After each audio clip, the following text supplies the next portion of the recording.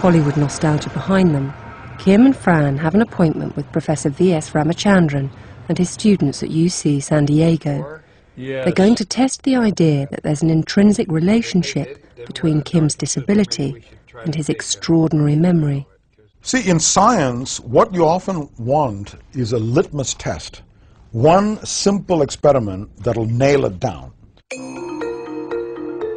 A long-standing theory is that savants are not capable of the conceptual thinking that most of us do all the time. We sift through the information we encounter. It's a process Rama calls conceptual encoding. Kim doesn't appear to do this sifting. Don't say anything to me. Don't say anything. Please don't say anything, okay? Hold the jack. Graduate student Shai is about to give Kim a list of words, most of which will be conceptually related to the concept sweet.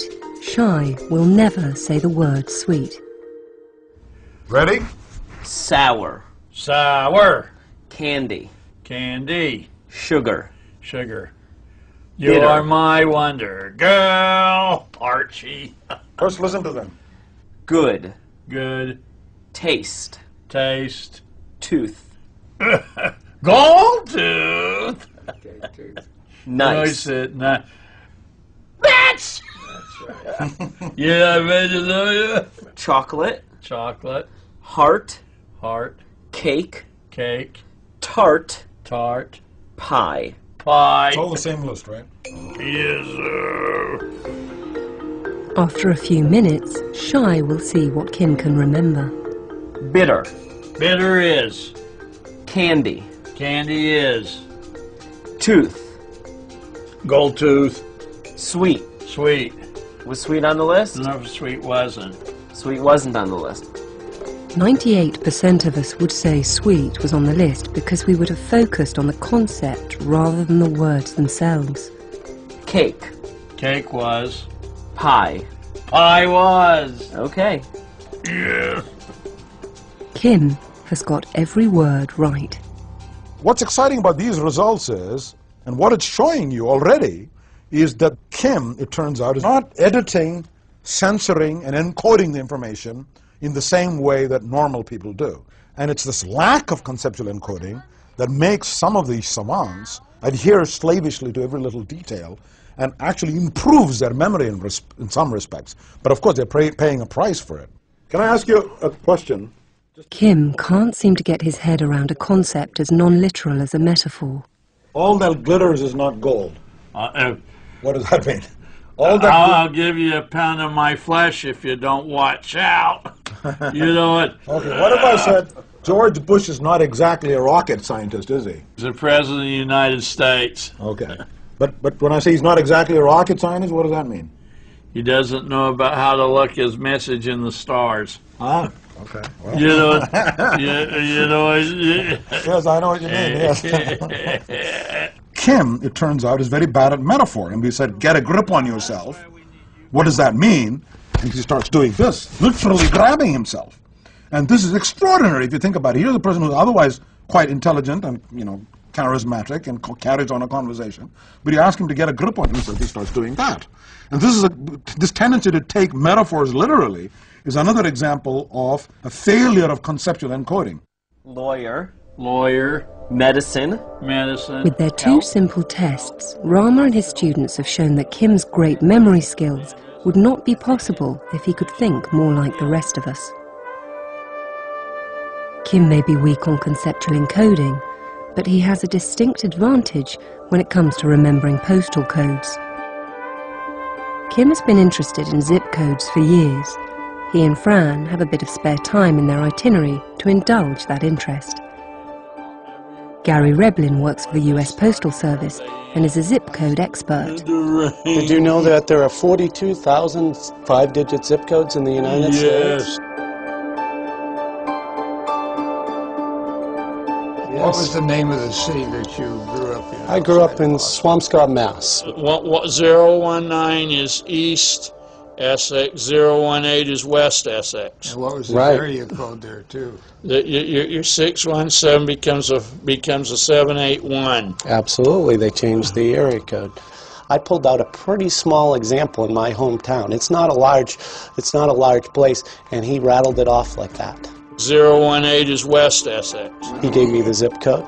He gave me my area code. 617 becomes 781. He knew not only the area code, but he also knew the fact that that had changed back in the 1980s. You know that?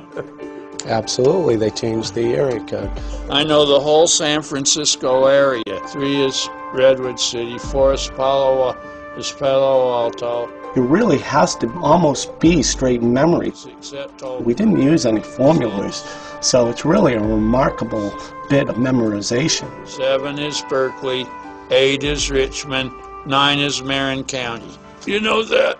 By the time we enter a zip code that we're looking at, it is about 20 seconds before you get the information back to a customer, where you asked him and you had the answer in about 1. 021, 022, depending upon where you are. What's that? What's that? If only Kim were as predictable as a computer. Boom!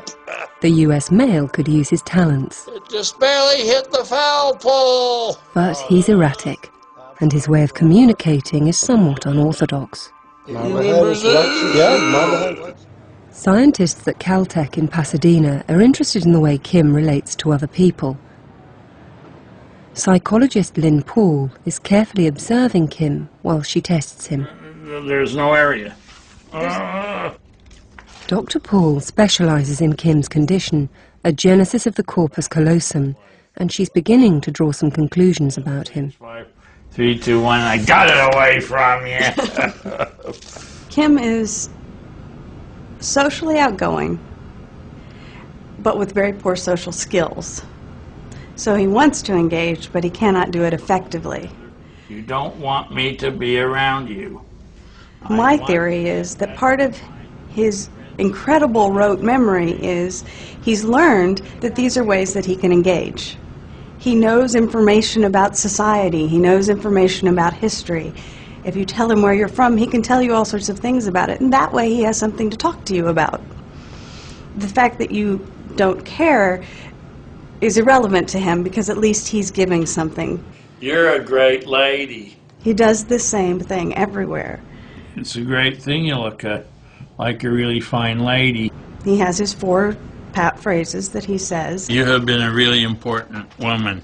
You have made yourself important. You have made yourself like a man of greatness and promise. It's just kind of a very simple system that he has. Are you a great lady who is like everyone else? Nobody else in the world is quite like Kim. You just turned 54 years. But Dr. Paul has noticed that he shares some characteristics with her other patients. One of the things that's common in a genesis of the corpus callosum is some deficits in theory of mind. And theory of mind is the ability for me to understand what you're thinking, and even more so for me to understand what you think I'm thinking. And in talking to Kim, you often have the experience that he has no clue what I'm thinking. He has no clue what's going on around him. I'm going to ask you some true-false questions about that story, okay? No, you're not.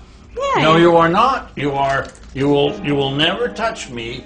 I'm not touching you. You're free. It's almost like Kim doesn't even really see beyond himself. So he has this desire to connect, and he's so lost in his own desire to connect. He doesn't ask you about you. He just approaches, like he's crowding you.